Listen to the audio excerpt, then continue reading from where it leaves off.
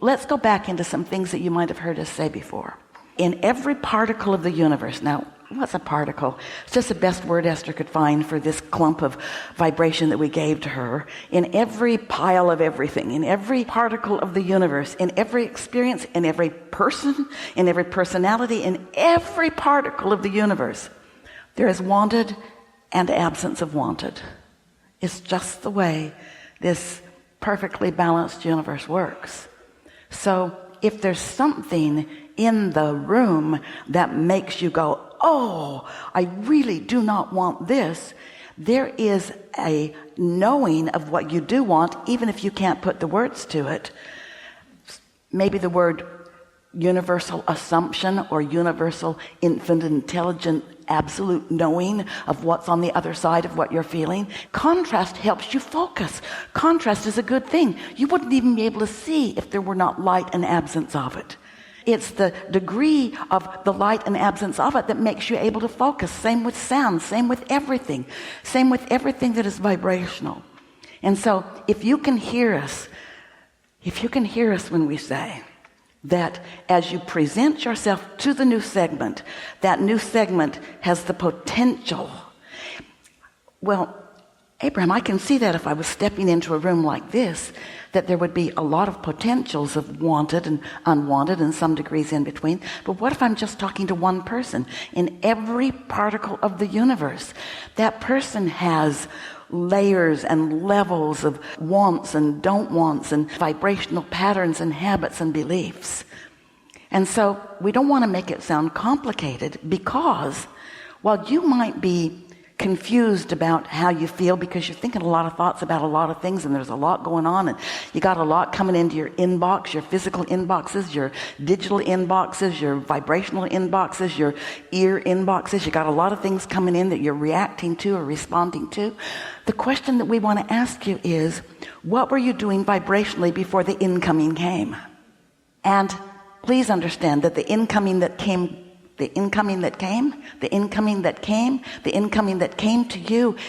you because you invited it in by the already there-ness. So there was the incoming that just came, but there was the already there with us that was there before the incoming came. We've not said it in quite that way before. There was an already there-ness that was there before the incoming came. Oh. But once you know that for sure, and once you try to get out ahead of it by deliberately doing what you do, like you say you're doing when you're driving, when you realize that every segment has a different potential of combining. And we don't want you to feel like you're just being blindsided when you walk in somewhere, because we're going to ask Esther to just settle down here a little bit, because what we were offering to her is so emphatic that her volume level just went way up, and she was about to shout at you. Because, never offered these words before, Esther's found a good one. You are predisposed for every single thing that comes to you. You practiced it. Now maybe you're practicing it because you've been observing it, and so you've been observing it so much that now you expect it. Don't you know those people that you get together with and you know pretty much how it's going to go? They're going to smile, but they're going to be snarky. Or they're going to lay a whole lot of trouble on you over dinner. In other words, you kind of get, so you know. You want to call them personality traits. We call them vibrational tendencies. We call them vibrational point of attraction, predispositions, because they've been practicing the thought of that. And the most important thing is, most people don't even know they're doing that. Most people aren't in touch with what they're offering vibrationally. And so here's this thing. Here's this wonderful thing about the law of attraction. When you're offering vibrations and the law of attraction is coming, it comes and comes and comes and comes, and it becomes more emphatic and more emphatic and more emphatic. Like the better it gets, the better it gets, and the worse it gets, the worse it gets. Law of attraction is the basis of all of that. And so as things come and come and come and come and come and come and come, sometimes you don't even realize, you can't even identify it as something not wanted, or more important, if you could, identify it as something that you're doing, until it manifests in a way that you have a reaction to it. So isn't it nice that you get to have life experiences? There are two ways to know what you're doing vibrationally. One of them is wait till it manifests, and then there it is. Snarky meets snarky. Or you can recognize snarky before you enter the room where potential of snarky is. Does this sound so strange you can't hear it, or did you get everything we said? That's really how it works. That's how it works. So are we expecting you to be tuned in, tapped in, turned on in every moment of the day? No. You'd like it better if you were, but you'd miss the contrast that helps you to define what you really want. You'd miss clarifying points that make you focus. Contrast is a valuable thing. Knowing what you don't want is a valuable thing, because when you know what you don't want, you launch a rocket of what you do want. When you know what you don't want, you know what you do want. And when you know what you do want, but you're not vibrationally matched to what you do want, even though what you do want is right there in the room, around the corner, or in the next conversation, or right there at your fingertips, you can't let it in, because you're more heavy on knowing what you don't want than in knowing what you do want, because you haven't practiced that as well, which is easy for us to say to you, because you haven't practiced work as well as you have drive to work. The way you described driving to work, we expected a wonderful thing to happen to you next, and when it didn't, we knew you walked into another segment where you had different expectations, mostly based upon what you usually find there. But what you usually find there isn't what you need to usually find there. It's just about what you've usually been finding there, because it's been what you have been predisposed to find. Esther remembers one of her earliest jobs. She was really young. She was so young she had to go to the youth division in the city. She couldn't go to where the older people went. She was so young she had to go to the youth placement to get this job. And when she got there, there was a very old woman training her. She was 28. And Esther remembers, I don't know, you're pretty old. And that girl had been there a while, and she knew everything that was wrong with that place, and mostly it was about Ted.